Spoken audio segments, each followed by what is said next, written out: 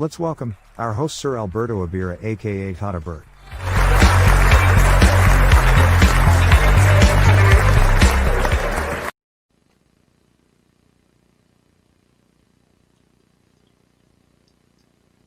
Good day,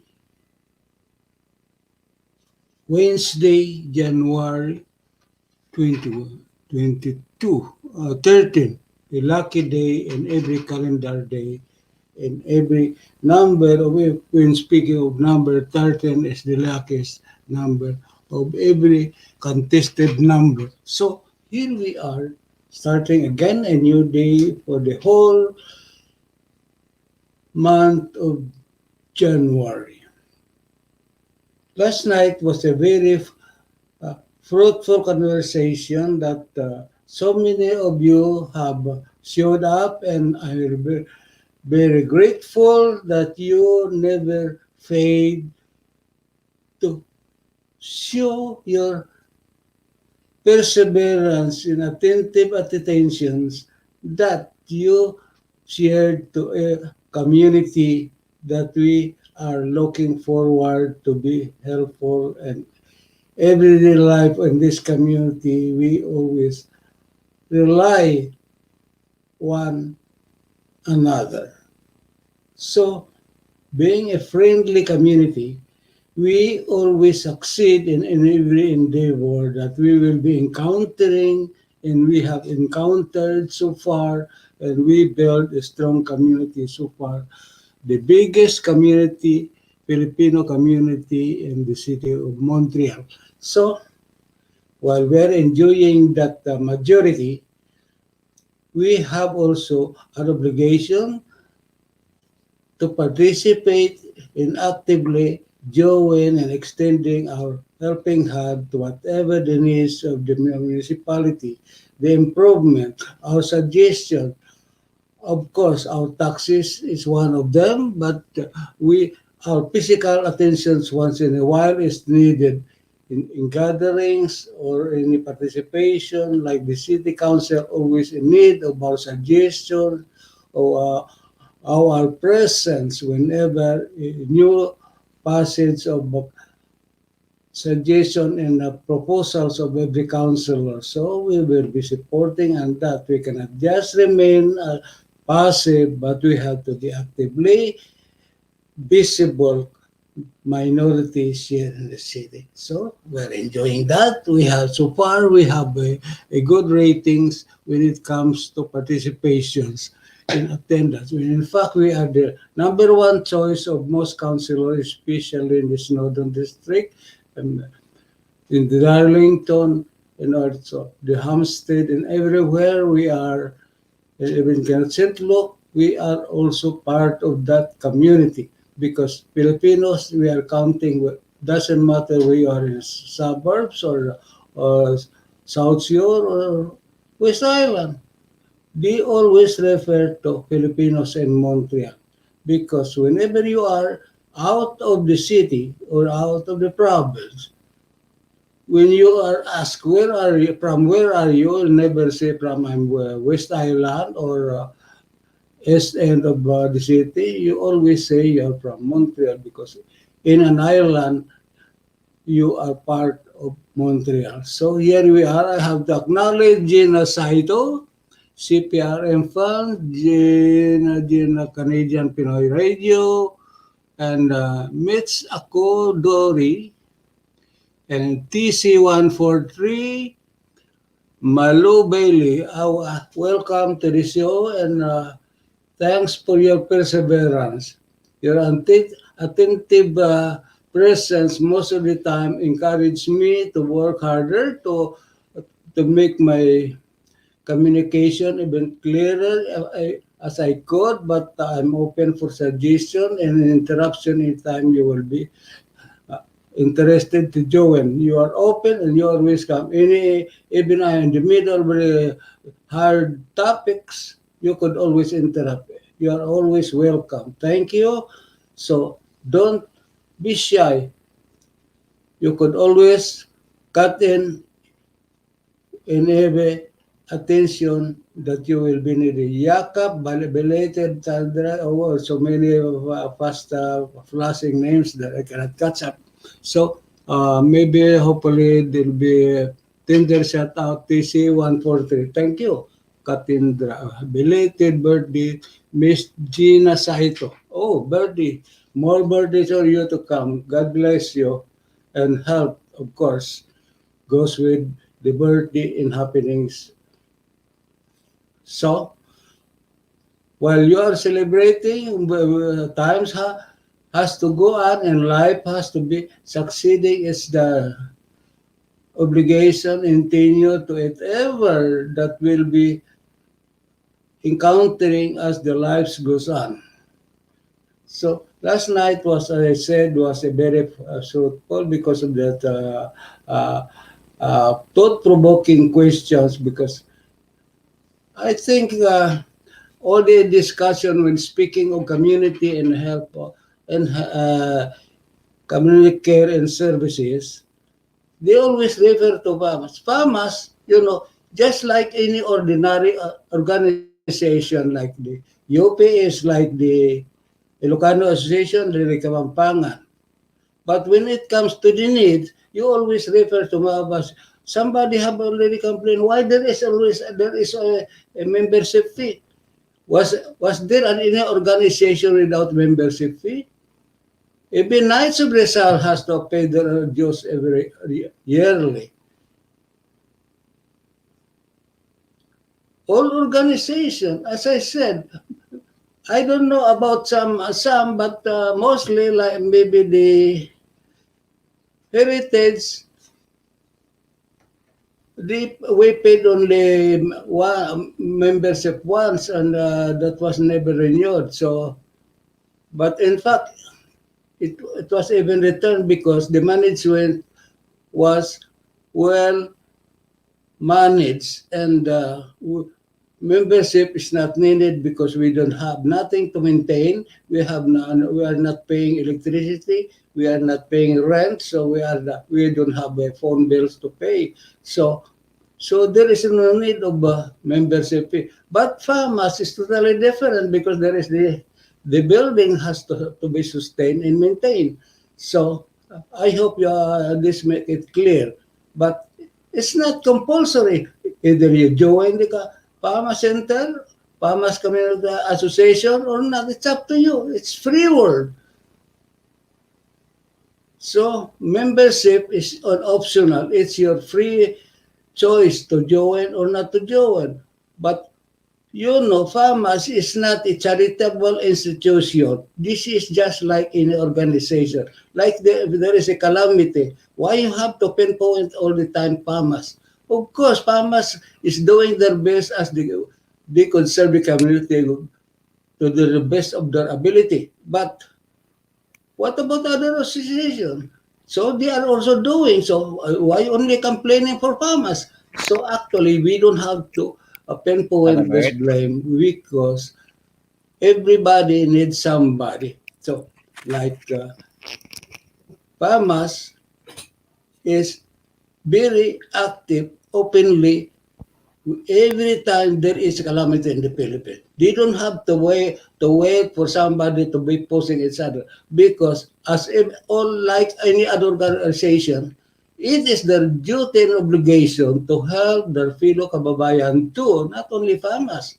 So since this is a collective effort because every time we send some aid or any donation coming from Montreal, we don't say this is coming from farmers. This is coming from the Filipino members of the community of Montreal, not specifically farmers, from the Filipino community of Montreal.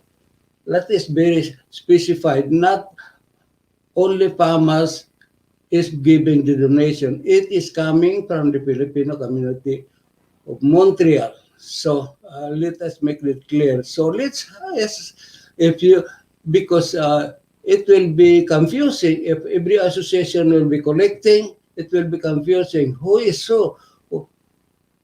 But if you think you could do better than that, you could ask farmers, you could do better than farmers in this collective effort for making a donation to our country, and every time there will be calamities. So Evening, Tata Bert. uh, the farmers is always open for suggestion. I'm not defending farmers, but that's how it is, because any shortcomings of the community, the fingers is always pointing to farmers. Nobody is pointing to any organization but farmers. So I think farmers will be proud of that, because they are the center of obligation and responsibility for the community and giving aid to the Philippines, which will be very much honored being a member of the farmers. But you are also part of farmers. So if farmers is mentioned, because it it is the very visible association here in Montreal. So that Tata is Bert. clear. So Hello. let's go on with these social activities that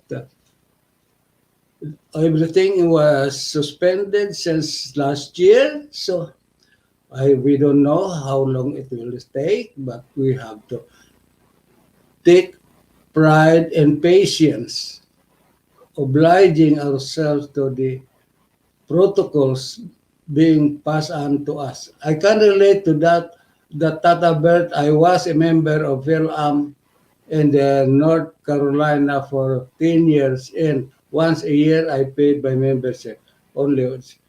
You see, because you cannot be a member just for without even exerting effort, because how could you be proud of an organization uh, when you want to be a member, but you don't want to follow their your obligation as to become a member. Thank you, Iha, for making that clarification, because that is always the case.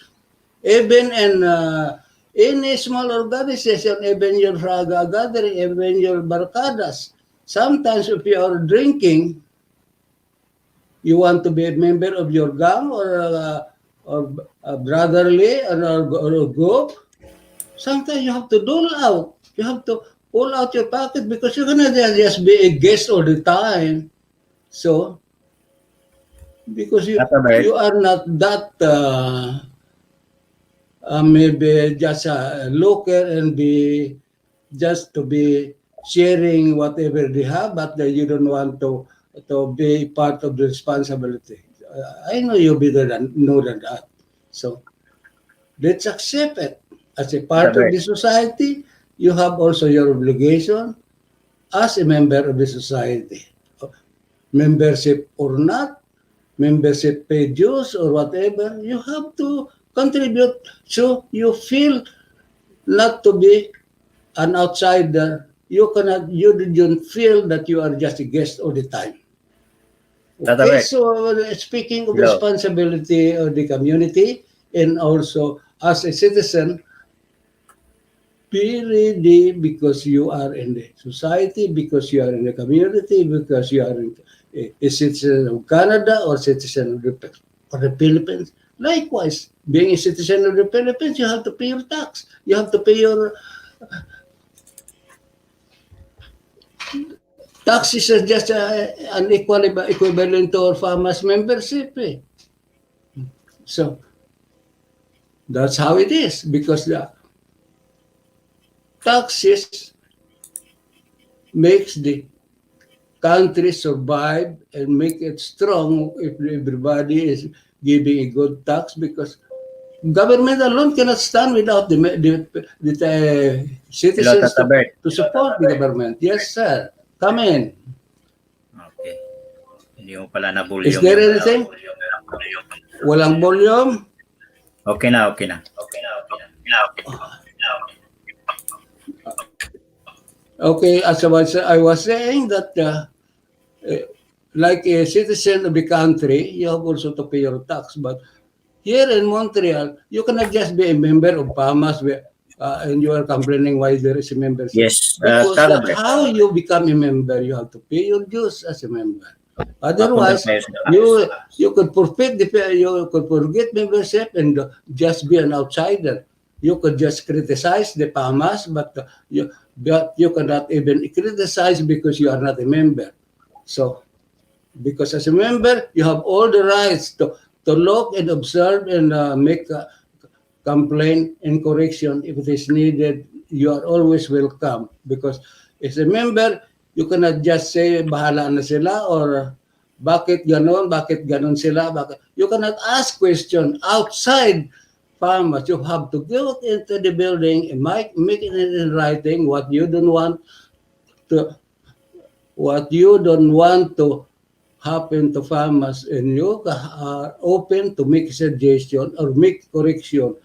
Go there and put it in writing and sign it, so you will get the attention. If no, if they will ignore you, you have the rights to broadcast or to go to the court that your complaint is not recognized and not being respected. You have that right. So, Tata but if Bert. you are just passive, Hello?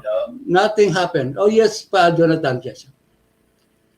So, punta tayo sa usapan ng tax. Tax. Sa tagal-tagal ninyo, since 1962 na nabuo yung Philippine Association of Montreal and Suburbs, Yes. bakit walang nakakuha ng tax number?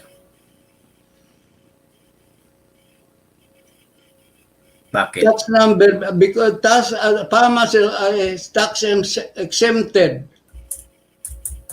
Hindi, Farmers hindi yun cannot ibig ko be, but sabihin. Ibig ko sabihin, charity tax number, pag nagbigay ako ng 100 sa PAMAS, bibigyan mo ko ng resibo para makolekta ko pabalik sa gobyerno yung binigay ko na 100 sa PAMAS. in order to get charitable number, you must a project. Like for example, like raffle. You could get a charitable number if you have a raffle because you have a big fundraising activities. If you like rebuilding the building or making enlargement or Kaya improvement, nga, anything there nung is always 80s, open. nung 1980s, bakit hindi kayo kumuha ng tax number noon na madali pa naman kumuha? Sinong kami? Kayo na, siyempre kayong mga old-timer na nagpapatakbo ng association noon. We are old-timers and we are out already. We are just... No, nung kapanahonan ninyo, bakit hindi kayo nakakuha ng tax number, charitable tax number, para ang PAMAS ay makapaghingi ng pera na limpak-limpak na walang problema? Bakit? No, because government will only support you if you apply. And since nobody applied, so you will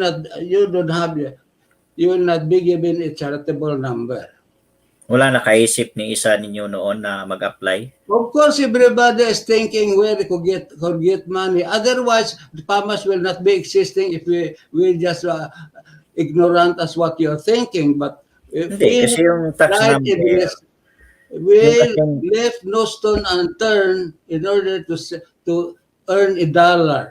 kaya nga, yun ang pinaka-importante yung tax number. So, kasi yung tax number, yun yung resibo na ibibigay nyo sa akin para kahit sino, para ma-claim namin sa tax. na nagbigay kami ng pera sa PAMAS. Bakit? Bakit? Because we have done everything, all possibilities already that we have, so without going to the extent of getting a tax number, because we are hoping that the next generation will do likewise what we have done started, because we seniors, we cannot just do everything at one moment, or for the first 10 years, because the government is looking forward that how sincere are we, how productive are we being a citizen. So we have to prove that first. And like what you are saying, that immediately any old project, you could just go to the Red Cross or to the finance department to ask money. You have to make a plan. You have to submit every details of the Hindi nga, oo project nga. before you could be given Ang a tanong nga, ang number. question nga Yeah, sa inyo, bakit walang nag-apply na ganon? yes, Because bakit we are not bakit ready hindi for that. nakakuha? May nag-apply ba noon? Na-refuse ba? Gusto naming malaman na bagong generation. May Walang nag-apply ba? nag-apply. Walang nag-apply? Na-refuse Walang ba? nag-apply. Walang nag-apply. Okay. Walang nag-apply. Ang gagaling ninyo lahat noon na mga old-timer na mga ano, bakit ni isa wala nakaisip? So, this is the question. When the old-timer failed, so what are you doing, young generation? Ang problema ngayon, ang sagot ko naman diyan ganito. Ang problema ngayon, mahigpit na ang government ngayon sa pagbibigay ng charitable tax number dahil sa rason na baka gamitin sa fundraising ng terorismo. So, Kaya hindi na sila ngayon nagbibigay. so we ng blame the basta-basta. old-timer. So we will blaming the old-timers, bakit noon pa nang maluwag hindi nag-apply. Dapat, Oo, yun. Yan ang pero tanong. ngayon Bakit? ba nag-apply kayo? Ngayon, yung Ngayon ba rules ng nag-apply government, kayo? ngayon, mahigpit na nga ang mahigpit Opo. na nga ang government. Ang tanong ay, ngayon ay nag-apply ba kayo? So, Ako, never naman ako naging director. kaya nga, no, we are not talking about our own person. We are talking about the community center. Because if you talk about sa PAMAS being a member, you are talking in general, not any specific person. That is the context of this conversation. We are not talking Bert and Jonathan. We are talking about the community as a member. We are talking about the shortcomings and what should have been done and what should not be done. But being a volunteer or being a non-partisan, because to be actively, you must have be well off in order to support your suggestion and the context of your interest in doing the application or not. So, because application has to be a collective effort of all members, because when there is a split of interest, there is always a questionable, why are you not agreeable in this collective effort? So Tata Bert, it is the interest of the common Filipino that they are always pulling one leg to another. Ang number one, isa sa requirement sa pag-apply ng charitable tax number, kailangan tanggalin yung membership fee.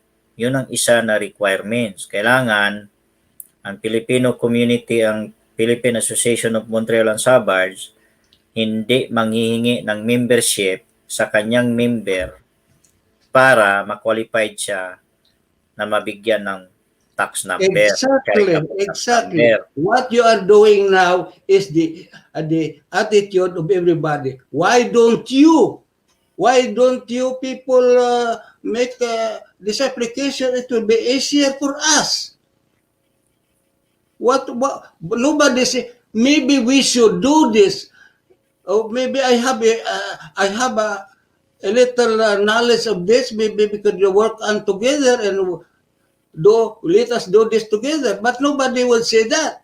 Why don't you? And I could watch what you are doing. Ito ang problema. Ang Yes, that problema is the nakita problem. ko, yung old-timer na samahan ng mga old-timer dito, pag meron kang i-introduce na bago sa constitution, kasi kailangan i-amin yung constitution para makapag-move forward, lahat ay hindi pumapabor at sinasabi na wala namang sira ang constitution. Bakit babaguhin? Bakit iaminda? Wala namang problema. So your answer is going back home, because why they have to, to replace the government to federal government? Because it doesn't matter what kind of form of government you are following. It is the question who make the rules, but it is the implementation of the constitution that is lacking. You could have a good form of constitution, form of government, but if not being implemented, your constitution will just be on the paper. But implementation is important. Likewise, the respect of human rights is not being followed, but we are going to somewhere else, and so that is a merry-go-round talks, because whatever your question now is already overdue, is already passed, because it's the implementation. Because likewise, your suggestion, why nobody is asking, and you have thought of that, did you do something? Because your answer is, you are not a director. You don't have to be a director if you are concerned, because likewise, I'm not talking to you straight, but I'm talking to everybody who talks and the Tim Horton. Dapat ito'y ginawa ninyo, dapat ganitong gawin ninyo. Why ninyo? Kasi ang intindi ng community, which is ang intindi ng mga Pilipino na nandyan na nakapaligid, ay pag member ka, ang member ay walang pake. So, ang intindi ng lahat, kahit ako noon, ang intindi ko, kung sino yung director at kung sino yung presidente, siya yung gagawa ng trabaho na yun. Kagaya ng pag-apply ng charitable tax number. Well, Kagaya ng pag-amin ng constitution. okay, I cannot Trabaho ng blame you. member yun. Yeah, because yan ang intindi mo. I cannot blame you for that. Which is Because kahit the sinong law says, tanongin natin. ignorance of law excuses no one.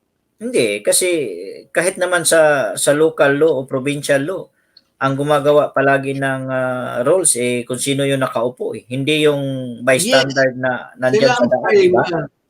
Sila ang framer lang, nagpe-frame na, nag-introduce lang. Pero ang approval has to be passed through legislations or to Mga ano pa rin, mga director at presidente pa rin ang mag-i-initiate na ipipresent. Di ba? So ano kinalaman ng member? Wala. Ang member, major just like change, laway lang. if it comes to major change, we will call for a plebiscite. Oh. Ito, may tanong. Okay, go ahead. Welcome. Ito, tanong niya. Tata Bert, tanong ko lang po, may mga contribution ang mga artista sa FAMAS, meron po during nagkakuhang contribution at tumutulong pa sila ay tumanda na ang lalo na kung ay may sakit. Here in Canada, you could help bring the patient if they are or an accident or maybe an attack. What you could help call an ambulance, but feeding and housing the seniors is not the duty of FAMAS, because to take care of the seniors, you have to have a permit. Otherwise, if you want to help the senior, you could put up the old age home charity houses which you could be subsidized by the government for doing such, and you will be actually you are creating uh, employment, and you will be renting a building to house the seniors.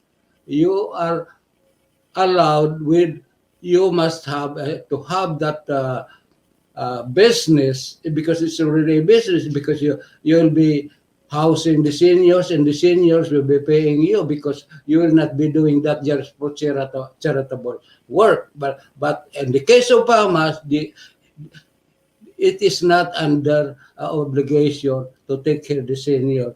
They could refer to the government, or maybe the Filipino seniors is in need of that particular help.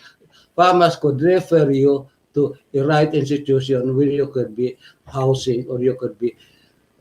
Tata Bert, anong anong latest ngayon sa balita sa PAMAS ngayon? Community Center. Anong latest na naitawag sa iyo? So far, wala pa kasi. The important thing is that they are inducted already. So, but Anong gagawin natin? O yan, activities and work plans, they don't publish anything. But of course, maybe as like any other politicians, when you are inducted and you are sworn in, and you have your photo taken, you could start campaigning already. So anong gagawin natin sa kanila ngayon? Because maybe they are just mere directors of PAMAS, but they are so qualified as politicians, as politicians, as a Filipino tradition. As soon as you are inducted or elected and sworn into the office, the campaign starts for your re-election. Kaya nga, anong gagawin natin sa kanila ngayon? Susulat ba tayo? So, if every members knows that, so they have to be selective. They have to elect the right person. Sino mga membro ng PAMAS ngayon? May alam ka ba na membro besides sa akin? Sino bang mga alam mo na PAMAS tunay na membro sa PAMAS? At least PAMAS as of now is 2,600. Nakalimutan mo ba yung mga membro na yon? Di ba sila din na nagbayad? Membership list is always bang membro yon? Pag ganun, Tata Bert, totoo bang membro yon? Pag pumunta ka lang doon para kasi si kumare mo pinagluto ka ng masarap at obligasyon mo magbayad ng utang na loob para iboto si kumare? It's up to you. Tunay ba yung membro? This is democracy. It's up to you how to select your membership. Kaya nga, ang tanong, sinong tunay na membro ng PAMAS ngayon? Besides sa iyo at saka sa akin. Sino nga ang tunay na membro? How do you know that you are a perfect member? Ha? Di ba natin matawag na fake member yun sila? Kasi nagpa-membro sila na wala naman silang alam. Basta ang alam nila, pumerma sila, sinulat yung pangalan nila, binigyan sila ng ID at inutusan sila na pumunta doon sa araw na to at sa hapon na to at bumoto at pumila at binigyan ng papel kung anong isusulat. Pero sa research ko, which is proven, kahit sa next election, mag-ano ako doon, gagastos ako ng kahit ilang libo, lahat ng pupunta doon, tatanungin, anong ginagawa mo rito? Sasabihin, wala akong alam. Sino yung binoboto mo? Ay binigay lang sa akin ng papel ni Kumari. Ito daw isulat ko. Street voting daw eh. So, tunay ba yun silang member? Hindi ba natin pwedeng tawagin na fake member yun sila? Kasi bumoto naman sila na walang alam. Tau-tauhan lang sila eh. Parang robot ba? Whatever you call it, you could call it black and white, whatever you want. It's free. It's up to you how to label these people, because the PAMAS has called for election and members only could vote. Kaya nga, ngayon, naghahanap tayo ng 60 tao. You went there, registered because you want to vote, so you're qualified. Karamihan naman ng mga ito, pinuntahan sa bahay nila, tapos pinaperma, tapos nung birthday, ay nagkalat ng application, tapos sige, pumirma ka rito, tapos kumare, sa linggo huwag mong kalimutan, pumunta doon. Tapos ang sabi ng kabila, which is ito, by the book, by the record, narinig ko talaga, natalo ako dahil marami kasing may trabaho ng mga kumari ko eh. Hindi sila makapunta, kaya ako natalo. So, will you agree on that? Yes or no? Maybe no, hindi ako agree kasi hindi pumunta yung mga yun dahil nagkautak na sila. So, Kaya hindi, what would you do?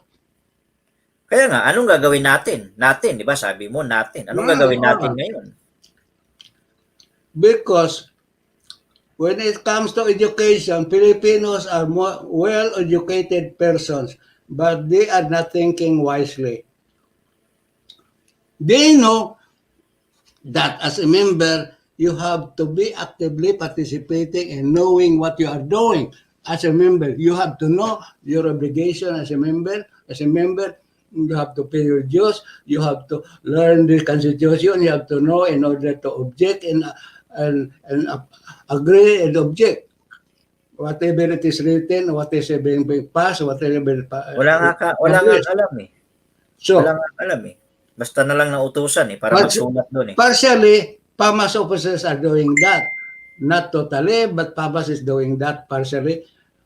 But it's up to the members because they are intelligent people. They could command the winning candidates. So it is their obligation that they have to oblige their elected officers to do what is given task for them.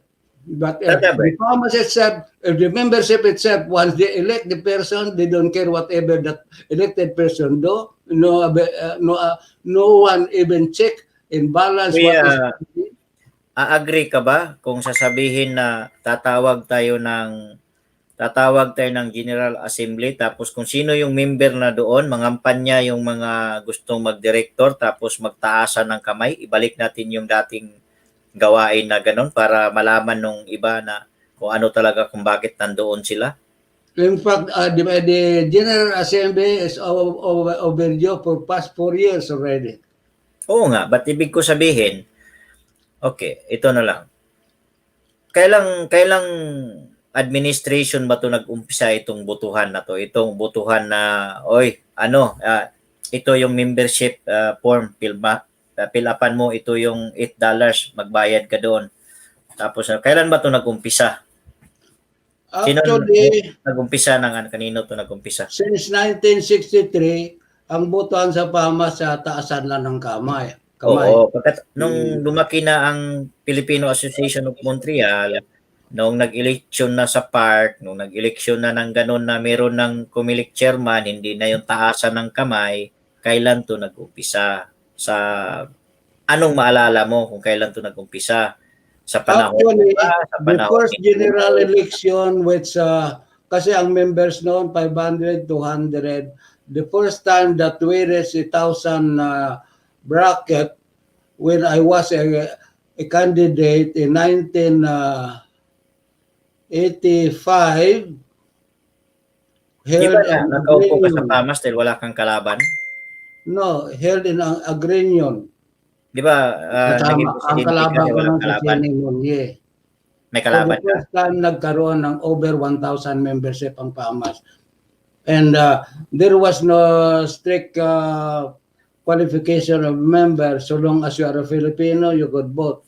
It doesn't question where are you living, where you are staying. So I make one over them that it happens to be the League of the Basketball, being Montreal as the host of the intercity, the Filipinos from the States and Toronto and Hamilton was here. So since I was a president of Philippine Basketball Association and they know that I was a candidate, so everybody voted for me.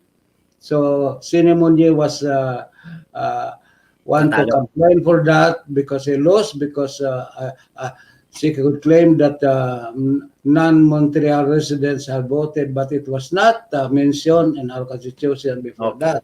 So ngayon, itong bayad-bayad ng yung paghakot-hakot at yung yung nagpauso? Sino bang narinig mo nagpauso sa anong taon na nagpauso sa'yo? Ano, Babayaran yung membership ko.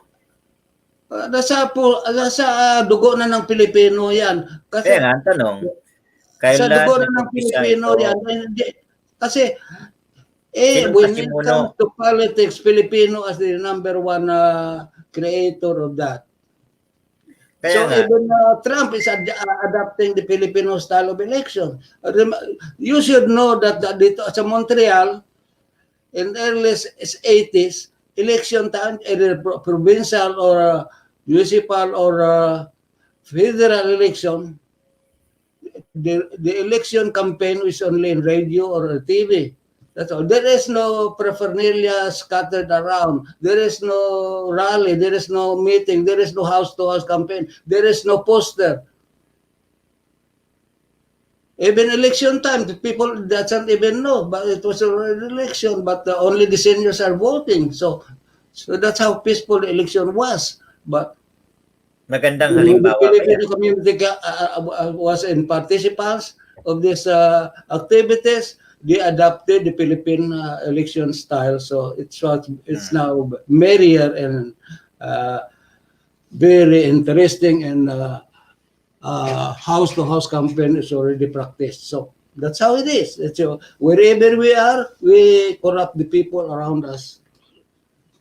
Okay. Itong ang lumaki na yung membership, yung ano na nung lumaki na yung membership na yung uso na yung so ibig mo sabihin nung kapanahunan mo nung tumakbo ka diyan nag-umpisa yan na yung That is hahakutin yung start ano, because that is the naghakot start ka. because the candidates have served food already. So that because it's a whole day affair, it's a picnic at the same time. So you have to prepare food for the electors. So because as politician, you have to do all the gimmicks. You do what you could do. So in order to get votes.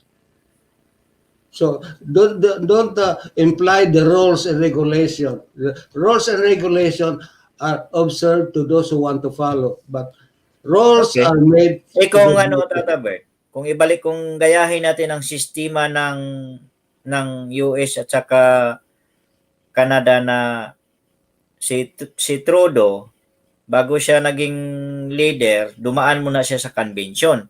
Kung gawin natin sa PAMAS na yan, okay, lahat pwede magpimembro. Pero, kung sino yung gustong boboto, magpapakita doon at makinig sa mga gustong tumakbo, tapos itaas yung kamay o isulat doon sa papel kung sino ang magiging leader. Yes, Karoon tayo ng convention para maiwasan na yung hakot dito, hakot doon. that convention is very effective. You know what's happening in the Philippines?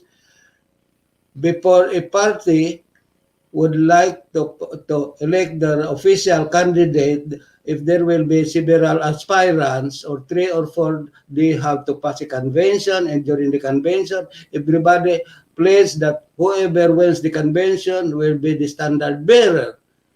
Ngayon ang gawin natin kasi kung sabihin natin In na the 2,000 lang Philippines, yung being a membro, Filipino, I don't know if that is applicable. Being a Filipino, everybody support tanungin that. kita, tatanggapin mo ba yan kung Everybody will ipipresent ko support sa that lamisa? idea. But upon the result of the convention, if you lose the convention, all you have to do is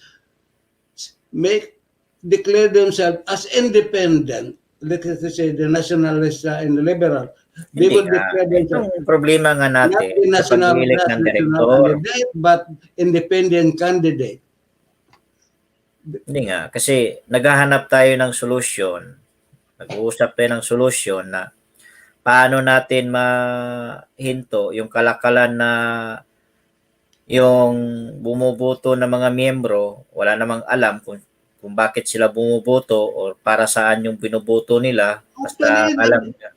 they don't care because actually, boboto lang sila dahil sa kaibigan nila, dahil sa kumpare nila. Mostly, that is the reason. Kaya nga, You kung know, gawin natin na ano, because of farmers, no. Okay, Try to put up a candidate who is not known, who has no compadre, who has no friends around. sige, ito option number 2 sa lamisa. Kung sabihin natin na sa 10 na kandidato sa kabila, sabihin natin, lahat ng gustong magpamiyembro sa Filipino Association of Montreal ay libre.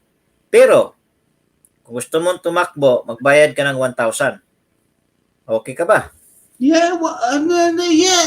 Any suggestion is welcome. So long as Hindi. you Para sa present it to the iyo. board, Para it sa will opinion pass mo. to General Assembly. When it's approved, it will be applied. Because if nobody makes a suggestion or nobody will move it, so everything goes smoothly as they are. But the role is always open for suggestion.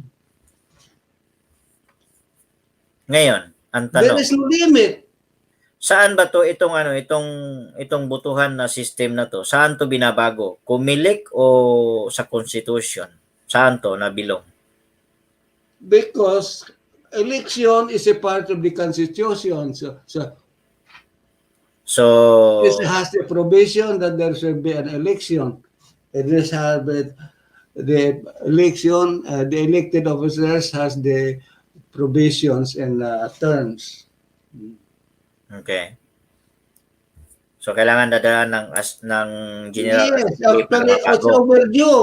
4 years overdue that there was no assembly. So there is a need of assembly in order for the people to, if the farmers will not call for assembly, any member could call an assembly. You could, even you're alone, you could start mobilizing, you could drum up, you could shout and make a placard, make a rally that there is a need of General Assembly because you want to question the financial report. That is the very basic why the community is splitting, because of the financial report is no transparency, because like in our days, because the membership are very eager to know how much money you have, are we ready to buy the building? But now, who is asking? Because you could see in any event of activities that the hall is full packed, but at the end there's no income. Bakit kaya wala income? Anong rason? Because there is no budget that the expenses could multiply when there is money, but when there is no income, no profits, there is no expenses. But when there is profit, expenses will be multiplying. Because not one members would even ask what happened. So the culprit is always smiling that the community doesn't care. So I might as well do what I can. Di ba dami nagtatanong kung magkano kinikita or kumita? Nobody Di ba is lahat ng tao asking. yun ang tanong? Nobody is asking. O di ba yun ang tanong sa kanto, doon sa kapihan? So kapihan, I know McDonald will not answer you that. Even Tim Horton will not answer you that. You have to go to Pamas to get an answer. If you talk to Tim Horton, I'm sure Tim Horton will not answer that.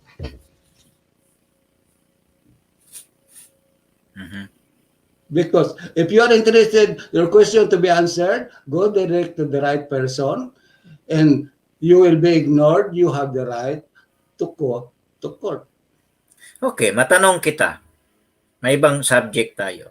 Okay. Sa huling 10 minuto. Ngayon, sa dami-dami ng mga tinulungan mo, mga dami-dami ng mga nakausap mo, sa mga dami-dami ng inimbitahan mo na makipag-diskusyon ka dito sa bagong technology, bakit kaya ayaw nilang puntahan ka at kausapin ka sa publiko? Pero ang gagaling nilang magsalita sa harapan mo. Ang galing nilang mag-oo. Ang galing nilang magsabi na, oo, gagawin natin yan. Oo, ito ang gagawin natin. Oo, sige, pupunta ako. Kakausapin kita. Pupunta ako sa live mo. Bakit kaya na lahat sila duwag? Ano bang tinatago nila? O takot sila? Ano kaya? Anong opinion mo? I'll give you the answer the same as what I told you. Because they don't want to be a part of it. They just want, the root word is ninyo. Ba't hindi ninyo gawin ito? Ito magandang idea ito, ba't hindi ninyo gawin ito? Hindi, ang The same tinatanong thing. kita, hindi, ang tanong ko sa iyo, ito si Mr. A, okay, sabihin natin si Mr. A, sabi mo, Mr. A, pumunta ka sa show ko, mag-usap tayo tungkol sa community. Ang sagot ni Mr. A, oo, darating ako, oo, pupunta ako. Bakit ganun? Pag oras na ng live mo, ni isa sa kanila, hindi nagpapakita. Bakit kaya? Anong meron? Bakit ang galing nilang mag-oo sa mukha mo, pero wala naman Kasi- sila sa salita. Kasi Wala sila baka sa makapag-commit siya na na magbumirang sa sarili niya. Kasi kagaya na, like pointing a finger. When you point a finger, you are pointing only one finger, but three fingers is pointing at you. That's always the case because you have to be very careful. It doesn't matter how careful you are liable to make mistake. So, Kaya nga, that's what ano nga ang everybody dahilan should na do. ayaw nilang makipag-usap sa iyo na pero ang galing nila makipag-usap sa harapan mo. They would like to talk to me outside the television being recorded because no matter what, this is a subject for libel. So Anong subject ng level? 'Di ba napakaklaro sa batas na once yes, na official once if ka, you made a public, libelous statement, because sometimes when you are in this discussion, sometimes you could say some things with not favorable, not acceptable. So you have to be very careful. That's what they are afraid of because they could talk freely when there is no recordings. But so marami silang tinatago, kaya ganon. no, Madami silang dala-dala. hindi sila tinatago. They are just careful. They are just afraid. Takot sila, puro mga walang Yes, buntot. because pag nagbitiw ka ng salita dito, that means you are answerable for it.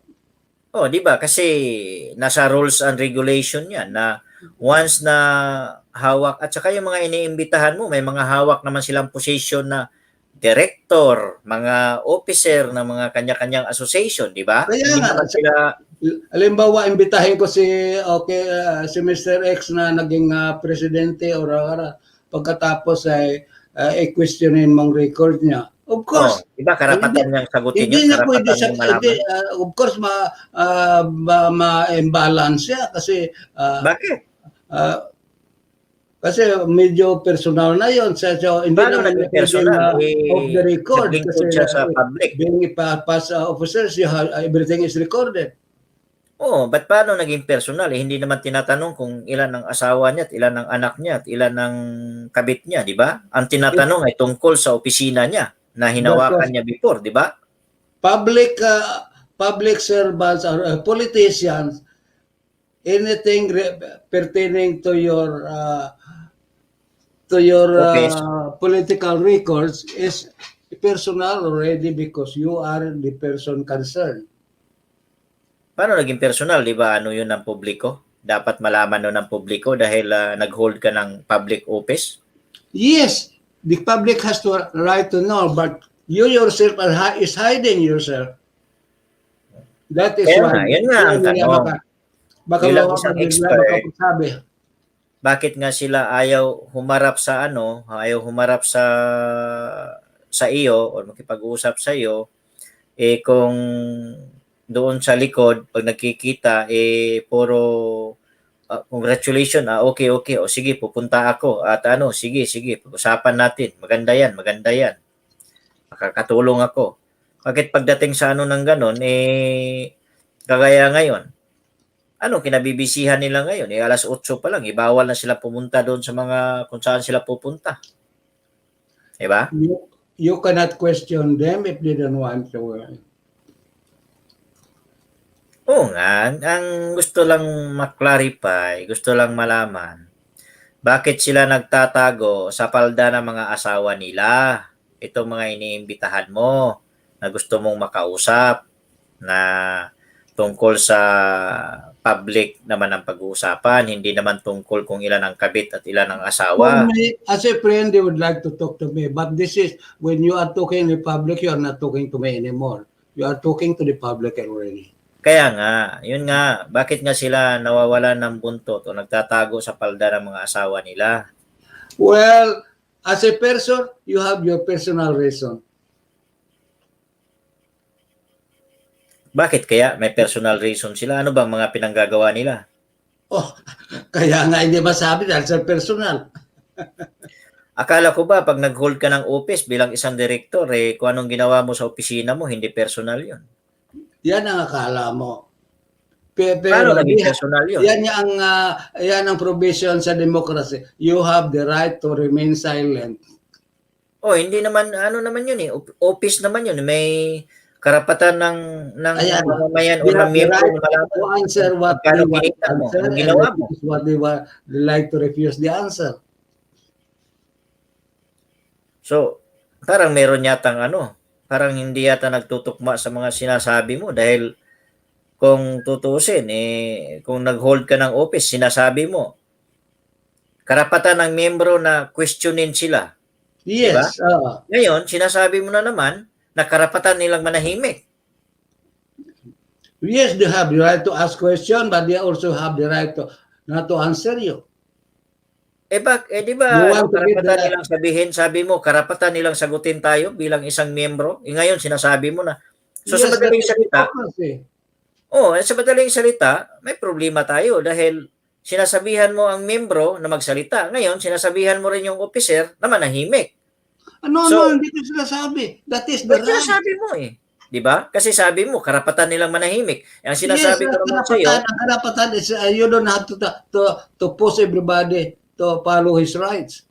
hindi That nga is kasi the- opisina nga ng kagaya ng, sige, diretsyon kita ngayon. Romeo, nakaupo bilang presidente ngayon.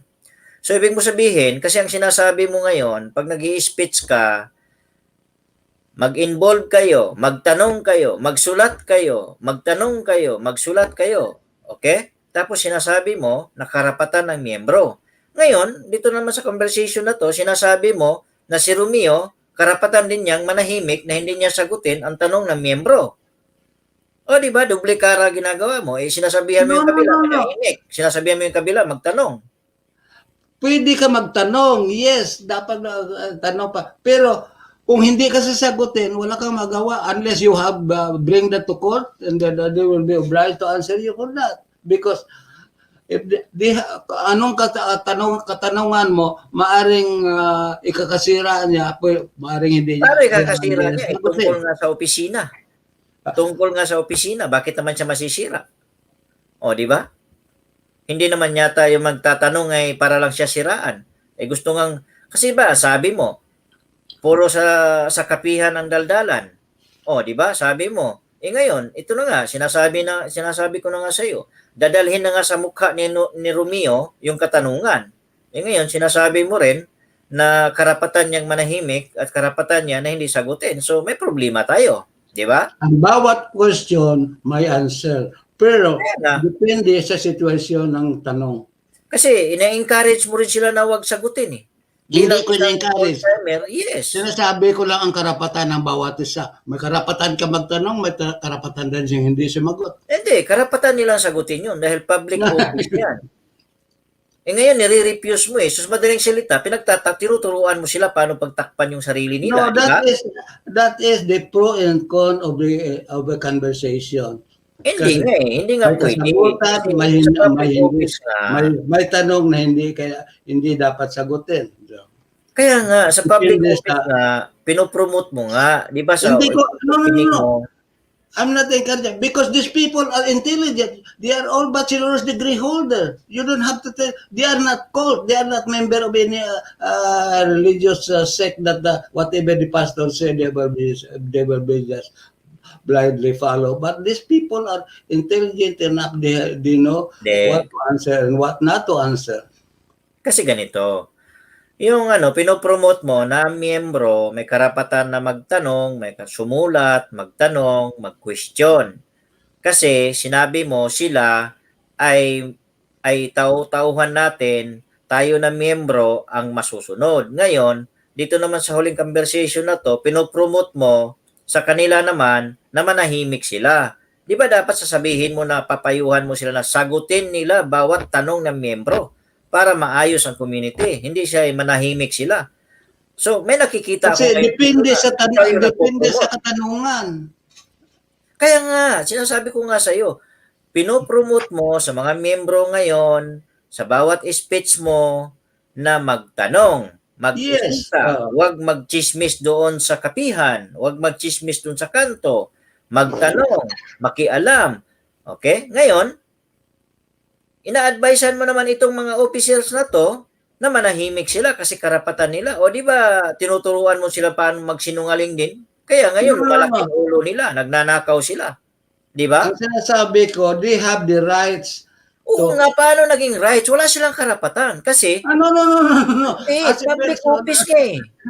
everybody has on his own rights. Hindi, ito tatanungin kita. Ikaw Bawat ngayon ang isa may presidente. karapatan. Tatanungin kita. Sagutin niya o Magkano sa kinita mo? karapatan niya hindi O sagutin. magkano kinita mo doon sa pasayaw mo? Di ba? Kaya nga, depende sa klase ng tanong. Kaya nga, ang pinag-uusapan natin dito, yung Kaya nga, presentation. Hindi natin pinag-uusapan yung kabit at asawa. Ang question has to be specific kung sasabihin mo. Ang Kaya income nga, ba? Malugi ba pinupromote kayo? mo nga na magtanong ang mga miyembro. Ang problema ngayon, pinupromote mo rin na huwag sagutin ng mga officers. Kaya pala, lumalaki ang mga ulo ng mga ito. Kaya pala nagkaroon ng problema tayo sa community. Kasi kayong mga seniors or old-timer, pinupromote din nyo na huwag nyong sagutin ang miyembro pag nagtatanong. Paano ako mag-promote sa kanila na bago tayo mag-umpisa ng TV nito, that was 10 years ago, yun ang ginagawa nila. Hindi ko na kailangan sila turuan na magsinungaling. Kasi bago tayo mag-umpisa dito, kailangan sa ilang buwan lang tayo mag-umpisa dito. Yan na ang practice nila. Wala na akong ituturo riyan. O di ba, iba, pinopromote mo nga na magtanong. Hindi ko pinopromote. Hindi ko na kailangan sabihin sa kanila magsinungaling sila. Kasi yan na ang gawain nila since they become politicians. Natutunan nila ito. And of course, May nagturo sa kanila. no. Kasi Hindi mo kagaya ng kailangan sinabi mo, turuan. Not one sinabi mo, individual karapatan nilang manahimik. Kailangan mo katuruan. Di ba? Sabi mo, karapatan nilang manahimik. Yes, sa discussion, yes. Yes, may problema tayo kung gano'n, na ina-advisean mo sila. Kasi, ang karapatan ng bawat isa ang sinasabi ko, hindi yung yan ang gagawin nila. Pinaraman yung karapatan ng isa, opisina ang pinag-uusapan natin dito. Kaya nga, depende sa klase ng tanong. Kaya nga, sinasabi ko sa iyo, opisina. Kung ang tanong mo ay ganito na ang tungkol sa ano nila, sa position. Week ay kumita, of course, they have to answer that. Pagkano, pagtapos bakit wala kaming financial report as a member? Okay, yan, kailangan sagutin nila yon. O di ba, dapat kasi ang discussion natin, pampubliko naman, hindi natin pinag-uusapan yung karapatan mo at karapatan ko. Ang pinag-uusapan natin yung opisina. So di ba dapat sasabihin mo sa kanila na, Mr. Romeo, Mr. President, may tanong ako rito bilang isang membro, pwede mo bang sagutin? Di ba dapat ganun ang pagpo-promote natin? Di ba? Yes, of course. Agree ka doon sa na manawagan tayo sa kanila na sumagot sila. Yes, pag ganun ang tanong. Siyempre, ganun talaga ang magiging tanong kasi hindi naman tayo magtatanong ng personal sa kanila kung magkano pera nila sa bangko nila. Or, yes, of course. Diba? Kasi opisina Hindi na sila pwede magturo-turuan. Kailangan nila sagot. Bakit bilang officers, you should know what's in and out of the association. So ngayon, sa huling minuto, ano ngayon ang gagawin natin ngayon? Anong gagawin natin ngayon pag na-open na to? Of course, tanong natin kung anong activities, kung anong ma-participate mo bilang members, kung kailangan nila tulong, nakahanda kami tumulong kung manawagan lang kayo, pero kung hindi nyo kami kailangan, titingnan namin, manood kami kung anong gagawin nyo, kung okay sa amin bilang member, kasi kami ang principal dito sa organization na ito. Ano yung mga perang nawawala? Kaya kailangan may magtanong.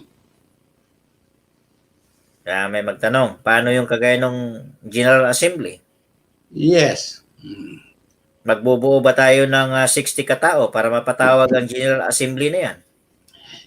Para Hindi. ma-question sila.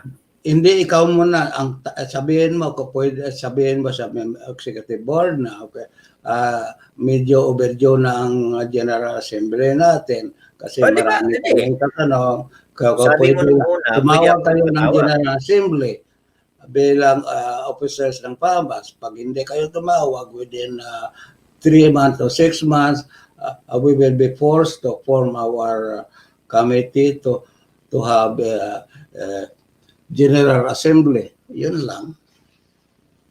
Kung ayaw nila tumawag ng General Assembly, Akala ko ba ang members of 60 pagkakaintindi ko, could call a General Assembly.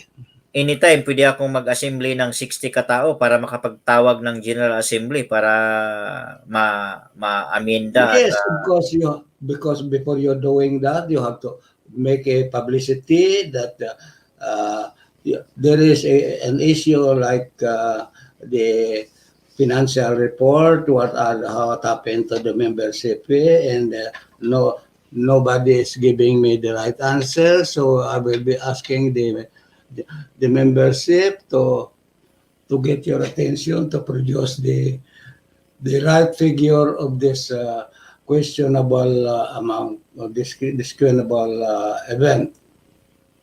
Yan ang nasa Constitution. Yes, step by step. Okay. Alright. Sige. Hindi Okay. dumating bisita natin. Baka traffic. Wala dumating. Okay, why not? Okay. We will survive. Baka naplatan. Naantay natin. Naplatan siguro or na-traffic. Kaya paalam na tayo hanggang bukas. Kasi may curfew ngayon. So, baka naka-curfew nga dito sa internet. May curfew din siguro. Or baka na-traffic. Okay. Sige. Baka bukas darating. Tingnan natin. Sige, Okay. paalam ka na. At bago ka magpaalam, sabihin mo, Okay, Gina, maraming salamat Saito, again sa yes. mga sponsors, sa mga attentive listeners and observers. Malobel, you are very active. Joy29, thank you for your question. It's very thought-provoking. Si Laco Linatok, 29, akyat ka sa taas mong kausapin si Tata Bert. Okay, that's good. Joy29. Isko Lanatok, di po pwede tayo nagluluto na po ako. Okay, so... Tapos sabihin mo, Tata Bert. Yeah. Sabihin mo, happy birthday, kantahan mo si Gina Saito, yung palaging na-murder mo. Gina Saito. Patingin mo na happy birthday. Gina, happy birthday. Happy birthday to you. And more birthdays to come, and be healthy, and we enjoy the rest of the year, and many, many blessings for you and good health. Thank you and good night, Ihat, and see you again tomorrow. Everybody, maraming salamat sa inyo, kababayan sa buong Pilipinas at sa buong mundong nakikinig. Thank you for your patience and good luck and health and blessed day, every day and every day. Good night and thank you again and again.